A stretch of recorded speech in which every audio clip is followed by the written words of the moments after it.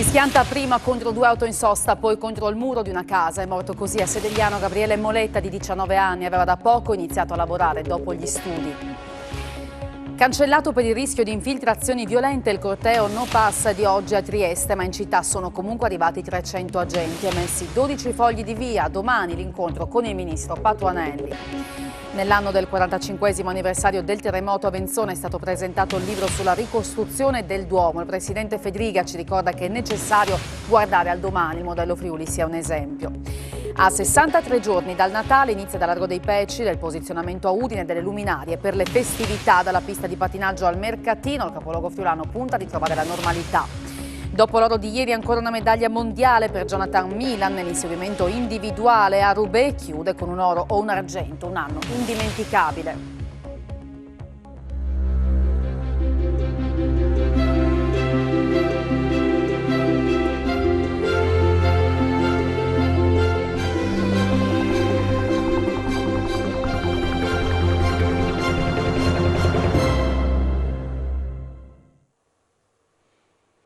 Buonasera a tutti voi, ben trovati all'appuntamento serale con il nostro telegiornale. In primo piano purtroppo una tragedia della strada con una giovane vittima. Ieri notte a Sedegliano un ragazzo di 19 anni, Gabriele Moletta, ha perso la vita andando a schiantarsi con la sua auto prima contro 2 altre auto in sosta e poi contro il muro di un'abitazione.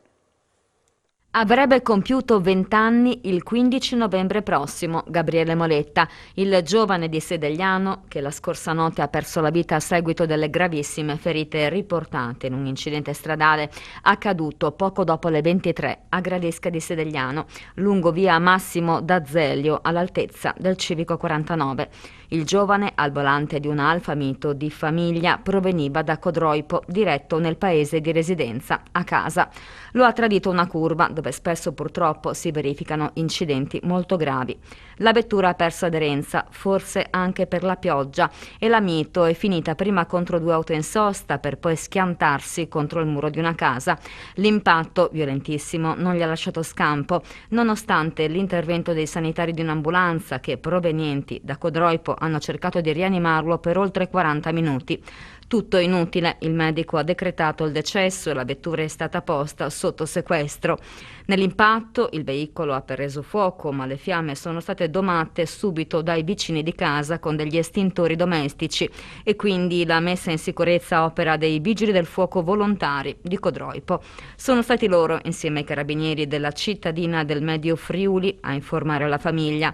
Nel lutto il papà Renato, vigile del fuoco operativo nel distaccamento di Gemona del Friuli, la mamma, molto conosciuta e stimata in paese, dove a Turrida di Sedegliano gestisce il bar centrale, e il fratello di 24 anni, Mattia, oltre amici e altri parenti.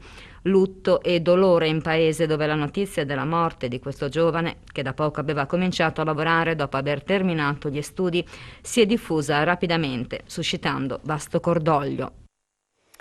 E un violento scontro con un mezzo pesante è costato oggi la vita a un 63enne di Malborghetto, Valbruna, che stava percorrendo attorno alle 13 la Cimpello Sequals quando poco dopo l'uscita di Zoppola è andato a sbattere contro un autoarticolato che è finito cappottato in un fosso dopo aver divelto il guardrail. La Jeep, sempre cappottata, è finita a bordo strada nella parte opposta della carreggiata e si è incendiata. Il 63enne rimasto incastrato è morto carbonizzato. La strada è rimasta a lungo chiusa al traffico. Sul posto i vigili del fuoco di Pordenone di San Vito al tagliamento. È un uomo di 48 anni di Ferrara, tecnico manutentore di una ditta esterna, è morto intorno alle 11:30 in un momento di pausa dopo aver eseguito alcuni lavori per l'azienda Modine di Pocenia. Non vedendolo rientrare in azienda, alcuni operai hanno dato l'allarme. L'intervento dei sanitari purtroppo è stato inutile per l'uomo, probabilmente un infarto. Sul posto i carabinieri di Palazzolo dell'Ostella. Lutto in un'azienda friulana specializzata in attività di manovra ferroviaria. Un tragico incidente sul lavoro avvenuto in Veneto è costato la vita a un dipendente della Logica UMF SRL di Udine. A perdere la vita Paolo Merlino, un operaio di 61 anni di Stanghella in provincia di Padova, che è morto a Loreo, Rovigo, schiacciato da un carro ferroviario. L'incidente è avvenuto all'interno di un capannone adibito ad officina meccanica della ditta Adriatica SPA. È stata una giornata particolare oggi a Trieste, dove era atteso un corteo no Green Pass da oltre 20.000 persone, poi cancellato per il rischio di infiltrazioni di violenti. In questi giorni le forze dell'ordine hanno identificato 1.500 persone in città ed emesso 12 fogli di via. Una Trieste presidiata con controlli in ingresso e mezzi blindati disposti un po' ovunque. Quella che tra le anime no Green Pass avrebbe dovuto essere la grande giornata della rivolta contro il governo Draghi in vista dell'incontro con il ministro Stefano Patuanelli, in realtà si è rivelata il solito sit-in in Piazza dell'Unità d'Italia. In città sono comunque arrivati 300 agenti delle forze dell'ordine e l'attività di intelligence ha portato all'emissione di 12 fogli di via, di cui 8 esponenti di Casa Pound, 2 a carico di estremisti di destra arrivati in treno, uno in possesso anche di oggetti che facevano intendere le sue volontà, visto che aveva un coltello e la maschera antigas, e 2 nei confronti di anarchici arrivati in camper. Secondo quanto riferito inoltre dalla questura, erano attesi circa 300 violenti sulla base sempre dell'attività della Digos di tutta Italia. Il sindaco Roberto Di Piazza ha annunciato nei giorni scorsi la volontà di procedere contro ignoti per danno di immagine e al momento, tra navi da crociera cancellate, in particolare quelle della costa, e qualche disdetta, è presto per fare un bilancio complessivo di questa settimana di protesta. Domani è previsto dalle 10 un presidio, sempre in Piazza Unità. Gli organizzatori hanno comunque invitato tutti a non venire a Trieste, ma a organizzarne in tutte le piazze italiane. In mattinata ci sarà anche l'incontro tra i rappresentanti del Comitato 15 ottobre e il ministro Patuanelli. Solo in questi 2 giorni sono state identificate 1.500 persone. La terra trema ancora in Carnia, dove una scossa di terremoto di magnitudo 3.0 della scala Richter è stata registrata questa mattina all'alba a Tolmezzo. Dopo i 3 di ieri alle 5:17 di oggi, i sismografi hanno rilevato un nuovo movimento tellurico che non ha mancato di svegliare e preoccupare più di qualche cittadino. L'evento è da considerarsi una replica, secondo l'OGS, della scossa di 3.8 di magnitudo registrata ieri, cui erano seguite 2 repliche a poche ore di distanza. L'aggiornamento sui dati Covid che riguardano la nostra regione, con 138 nuovi casi che sono stati rilevati oggi a fronte di 4.700 tamponi molecolari e quasi 17.000 test rapidi. 2 casi tra gli operatori delle aziende sanitarie, non si sono registrati decessi, 7 i pazienti in terapia intensiva e scendono a 50 quelli accolti in altri reparti. Sono 1.045 le persone in isolamento. Parlando di sanità, il Friuli Venezia Giulia è tra le regioni più avanzate per quanto riguarda la digitalizzazione in questo settore. Lo ha detto il presidente della regione Federica intervenendo a Pordenone ad un convegno sul tema. Ringrazio tutto il personale della sanità, quello impegnato in prima linea durante la pandemia non solo dal punto di vista professionale, ma anche umano. Sono loro che hanno tenuto la mano ai pazienti malati di Covid, che non potevano contare sul conforto dei familiari. Lo ha detto il presidente della regione Massimiliano Fedriga, intervenendo al Centro Culturale Casa Zanussi di Pordenone, alla prima giornata del convegno organizzato da NURS24.it, OPI Pordenone Università di Udine, dal titolo La digitalizzazione in sanità, le risposte delle organizzazioni. Ho ricordato che medici, infermieri, operatori sociosanitari, tutto il personale della sanità di questa regione sono stati quelli che in prima linea hanno combattuto la pandemia, sono stati quelli che hanno tenuto le mani ai pazienti ricoverati che non potevano ricevere la visita dei parenti, sono stati quelli che hanno prestato il loro servizio sanitario ma soprattutto un servizio umano a tante persone. Quindi su questo noi dobbiamo ricordarcelo, soprattutto in un momento come questo in cui abbiamo un'arma per uscire dalla pandemia definitivamente, che si chiama vaccino. Sta avendo ottimi risultati sia in termini di riduzione dei contagi, sia in termini di una riduzione drastica sulla malattia grave, che ovviamente di conseguenza sulle morti legate al Covid. Questo dobbiamo difendere. Questo dobbiamo raccontare, la verità, e dobbiamo convincere le persone che ancora hanno paura a fidarsi della scienza, perché si tratta di un vaccino efficace e sicuro. Quanto al tema del convegno, Fedriga, anche in qualità di presidente della Conferenza delle Regioni, ha ricordato come il Friuli Venezia Giulia sia tra i territori più avanzati in Italia. Il Friuli Venezia Giulia è una delle regioni più avanzate, ovviamente anche noi abbiamo ancora dei passi da fare, da migliorare, però per esempio sul fascicolo sanitario elettronico siamo tra le regioni migliori in Italia. È chiaro che in questo momento dobbiamo riuscire ad aiutare anche quelle regioni che sono rimaste un po' più indietro sul FSE a migliorare, soprattutto per arrivare a creare una piattaforma che possa dialogare con i singoli fascicoli sanitari elettronici regionali e possa essere una piattaforma nazionale. Questo vuol dire migliorare i servizi ai cittadini e garantire maggiore capacità di anche mobilità all'interno del territorio nazionale per ricevere le cure necessarie. Non solo, altro obiettivo della conferenza e ovviamente di Regione Friuli Venezia Giulia è quella di puntare molto sulla telemedicina. Orari massacranti, sfruttamento della prostituzione, paghe da fame, questo è il quadro scoperto dalla squadra mobile di Trieste, indagando su un centro massaggi cinese in Viale D'Annunzio, già posto sotto sequestro lo scorso luglio, quando all'interno è stata rinvenuta anche nella disponibilità della titolare la somma di 40.000 euro in contanti. Le indagini hanno appurato come le 7 connazionali coinvolte lavorassero 12 ore al giorno, 7 giorni su 7, a fronte di una retribuzione di 200 euro al mese. Dopo le perquisizioni avvenute nelle abitazioni di 2 donne cinesi e nel centro massaggi, la titolare, una cittadina cinese di 47 anni, è stata iscritta nel registro degli indagati per agevolazione e sfruttamento della prostituzione. Il Consiglio regionale ha approvato la manovra di assestamento di bilancio da più di 100 milioni. Tra i capitoli scuola, sanità e fotovoltaico si parla anche di Aussacorno. Edilizia scolastica, attività produttive, ambiente, fotovoltaico, salute e istruzione. Coprono diversi campi i 100 milioni di euro dell'assestamento di bilancio autunnale varato dalla Giunta regionale e approvato dal Consiglio.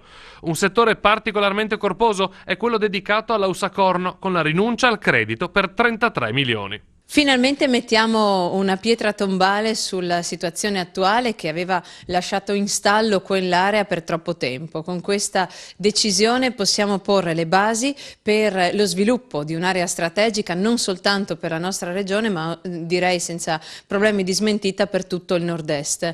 È fondamentale per noi poter inserire queste risorse per attrarre importanti investimenti in un'area strategica collegata al porto. Un pacchetto altrettanto importante è quello legato alla sanità.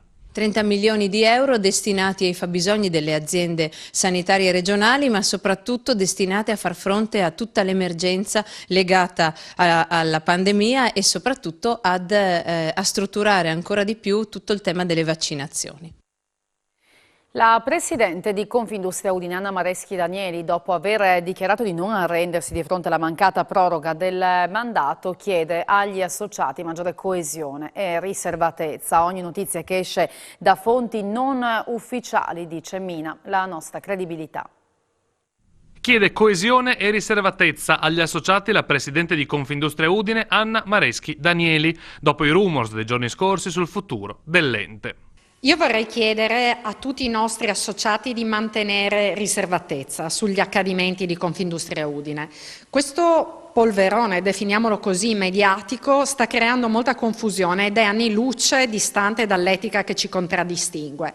Bisogna rendersi conto che ogni notizia che esce da fonti non ufficiali non fa altro che minare la nostra credibilità e in questo momento dobbiamo pensare ai nostri associati e alla nostra Confindustria agire responsabilmente. Di conseguenza io non ho alcuna dichiarazione da fare e chiedo altrettanto a tutti gli altri. Stiamo seguendo l'iter procedurale corretto, saranno tutti informati nel momento opportuno. Ed è cominciato oggi a Palazzo Torriani il Digital Security Festival dedicato alla sicurezza informatica per le aziende e i privati, con anche dei progetti mirati per i più piccoli. Una settimana di incontri e di appuntamenti online. È la divulgazione della cultura digitale e della sicurezza applicata da aziende, scuole, istituzioni, ragazzi e genitori l'obiettivo del Digital Security Festival, organizzato da IT Club FVG. Una settimana di incontri in presenza ed eventi online aperti a Palazzo Torriani da Marco Cozzi, presidente del festival, e Luigi Gregori, presidente di IT Club, insieme alla presidente di Confindustria Udine, Anna Mareschi Danieli. Il Digital Security Festival è un festival dedicato alla sicurezza informatica, ma alla sicurezza informatica spiegata in maniera semplice. L'obiettivo è quello di raggiungere le famiglie, le aziende, ma anche i ragazzi, e quindi ha una serie di webinar, di discussioni, di forum che vengono fatti in una settimana dal 22 al 29, e in questa settimana c'è tutta una serie di eventi dedicati ai vari tagli del festival, quindi al taglio aziendale, e in più poi ci sono anche dei professionisti come Ettore Guarnaccia che si dedicano più alle famiglie e a far capire alle famiglie quali sono i problemi dei nuovi dispositivi digitali. Abbiamo parlato prima di Trieste, di come sia stato cancellato il corteo No Green Pass che era previsto per oggi. Veniamo invece a Udine, dove dalle 18 c'è stato un corteo invece partecipato. I manifestanti si sono dati nuovamente appuntamento in piazzale Chiavris, da dove sono partiti alla volta di piazza Libertà, con il copione ormai consolidato. A guidare il serpentone di gente è un furgone. I partecipanti illuminano il percorso con delle fiaccole o utilizzando la torcia dei telefonini. Tanti gli slogan che vengono urlati e gli striscioni che accompagnano il corteo. Ci sono anche tricolori che sventolano e bandiere del Friuli. Sempre a Udine è stata inaugurata questa mattina in Castello una mostra fotografica, si intitola Carnia 1960-1975 ed è firmata dal fotografo tolmezzino di nascita Giovanni Nogaro, una mostra che è dedicata ai volti della Carnia nel periodo di massima emigrazione. Occhi, volti, donne, bambini e posti che non ci sono più. Racconta una Carnia che sembra provenire da un altro tempo, ma che in realtà dista da noi solo 60 anni. Giovanni Nogaro, fotografo tolmezzino di nascita, ma che con la macchina fotografica in mano ha girato il mondo e che ora ha una mostra personale nel Castello di Udine, nella sezione dedicata alla fotografia dei civici musei.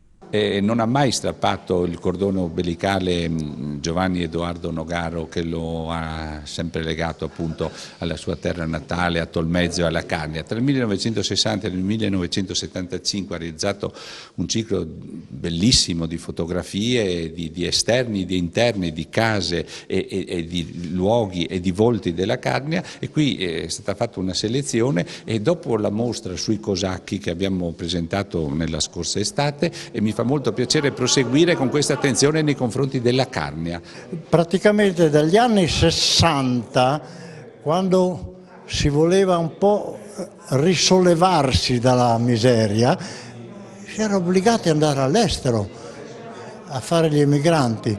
Prendiamo questa, che c'è una donna che scava la fossa. Perché? Semplicemente perché in quel paese lì non c'era neanche un uomo che potesse farlo, e allora a quel punto si è presa c'era stato il morto e bisognava seppellirlo. Casualmente non c'era un uomo per poter scavare, il morto c'era ma il becchino no, ecco, non c'era, era all'estero a lavorare. Primi assaggi già di clima natalizio a Udine, perché è cominciata l'installazione delle luminarie per il Natale. Gli operai hanno installato le luci a forma di fiocco di neve nella zona di Largo dei Pecili, progressivamente poi le luci compariranno in diverse zone del centro cittadino, con il comune che si è preso per tempo, dato che mancano 63 giorni a Natale. Luminarie ad hoc saranno posizionate a Palazzo Daronco, Palazzo Morpurgo, in Piazza Duomo e davanti alla stazione dei treni, e saranno illuminati i punti d'ingresso della città, Porta Aquileia, Torre Manin e Torre Villalta. Proiezioni in videomapping abbelliranno il castello di Udine, mentre in Piazza Venerio è previsto il ritorno della pista per il pattinaggio sul ghiaccio. È confermato anche l'ormai classico mercatino di Natale di Confartigianato in Piazza San Giacomo. È stato presentato a Venzone il libro sulla ricostruzione del Duomo nell'anno del 45esimo anniversario del terremoto. Il presidente Fedriga ha detto, ci ricorda che è necessario guardare al domani, il modello Friuli sia un esempio di ripartenza anche dopo il Covid.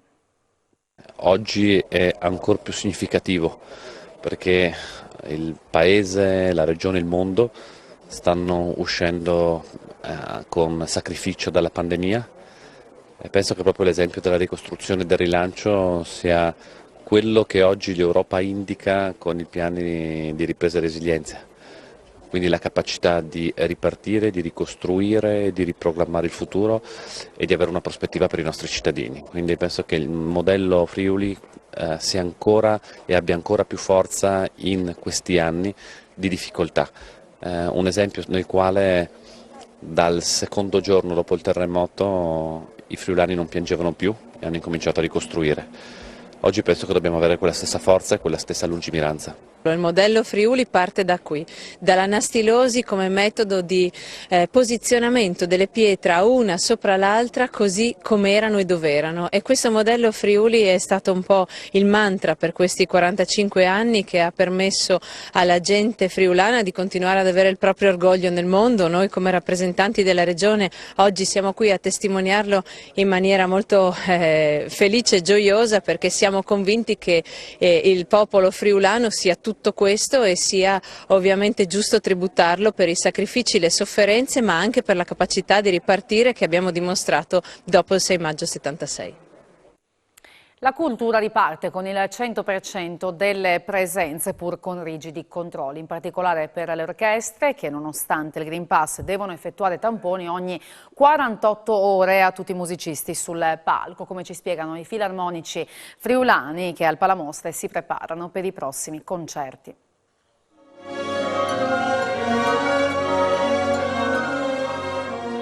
Come si riparte in presenza? Ma si riparte sicuramente con la bellezza di vedere finalmente, speriamo, le sale piene al 100%. Ecco. Dal punto di vista del palcoscenico, quindi dal nostro punto di vista, ovviamente siamo tutti soggetti a Green Pass e in più dobbiamo essere tamponati ogni 48 ore, perché appunto lavorando a stretto contatto possiamo di nuovo lavorare, ad esempio i violinisti lavorano con un leggio invece che con due come era con le distanze. Ecco, quindi per ovviare a queste cose facciamo un tampone ogni 48 ore, però possiamo lavorare diciamo come nell'era pre-Covid. Ripartiamo finalmente con un'orchestra più numerosa. Noi durante il tempo della pandemia abbiamo continuato a lavorare ma con programmi molto più ridotti, al massimo una ventina di persone. Finalmente siamo di nuovo in 45 sul palco, quindi un'orchestra numerosa, e ripartiamo con un progetto di orchestra in residenza, quindi un progetto che vede l'orchestra stanziata qui al Teatro Palamostre per una settimana e lavora appunto con questo giovane direttore ma talentuoso e preparatissimo, Ferdinando Sulla, che appunto lavora un programma di autori francesi e fa studiare l'orchestra, quindi non solamente prepariamo un concerto ma è un programma di studio per tutti i musicisti coinvolti. Il Festival Jazz and Wine of Peace si è aperto a Cormons con il quartetto newyorkese Broken Shadows.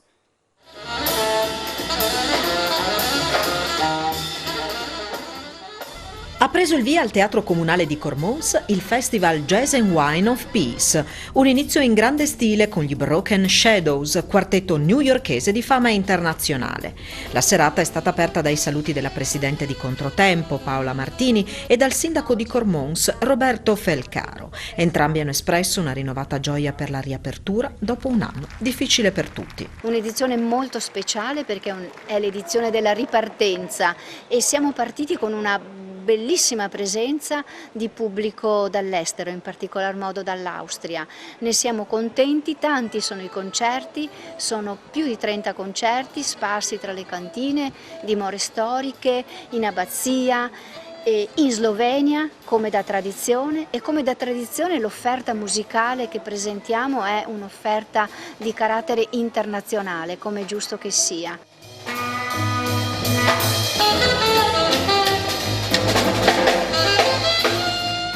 Abbiamo appena assistito a un grandissimo concerto dei Broken Shadows con Tim Berne, Chris Speed, Ray Anderson e Dave King, dove abbiamo visto che l'avanguardia jazz, soprattutto con pezzi riferiti alla musica di Ornette Coleman, possa essere super accessibile anche a un pubblico più non proprio addetti ai lavori. È un bellissimo concerto, moderno, dinamico, grande pubblico, grande risposta del pubblico.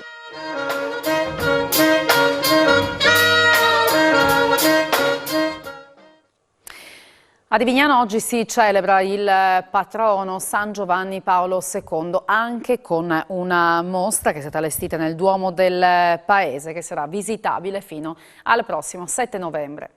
Siamo nel Duomo di Rivignano, dove oggi si celebra il santo patrono San Giovanni Paolo II. Molto bello onorare questo patrono, siamo anche veramente sempre più contenti che anche il Comune abbia accolto questa proposta di metterlo proprio a protezione di questa fusione che c'era stata nel 2014 tra i comuni di Rivignano e Teor, e questo patrono comune non poteva essere altrimenti perché è stato colui che ha cercato di legare i popoli pur mantenendo le loro identità, valorizzando tutti i popoli della terra e andando in tutti gli angoli della terra a dire che voi siete importanti per Gesù e per il Papa. Il Duomo è aperto perché c'è una mostra. E quest'anno abbiamo proprio la gioia di avere tra noi dei pannelli di una mostra che è stata fatta in tante parti d'Italia e per onorare proprio il patrono, e parla un po' della sua vita, dalla sua nascita fino al suo pontificato e tutti i gesti che ha fatto, e anche con, diciamo così, dei suoi interventi, naturalmente in sintesi, con le fotografie relative che ci parlano proprio anche del magistero di questo grande Papa, che non dovrebbe, ecco, essere dimenticato, soprattutto per almeno la mia generazione, le tante generazioni che lo hanno conosciuto di persona. Un compleanno davvero speciale a Trieste, dove una delle utenti più anziane della residenza sanitaria assistenziale Ad Maiores ha da poco festeggiato 108 anni. Si tratta di Maria Carpata, classe 1913, patita per il colore rosa e grande appassionata di filosofia. È sopravvissuta a 2 guerre mondiali, la spagnola al Covid, ha visto la nascita dell'auto a benzina e del frigorifero, ma anche di droni e social network. Originaria di Simi, piccola isola greca vicino a Rodi, si era trasferita a Trieste per amore quando sposò Umberto, comandante della Marina Militare Italiana.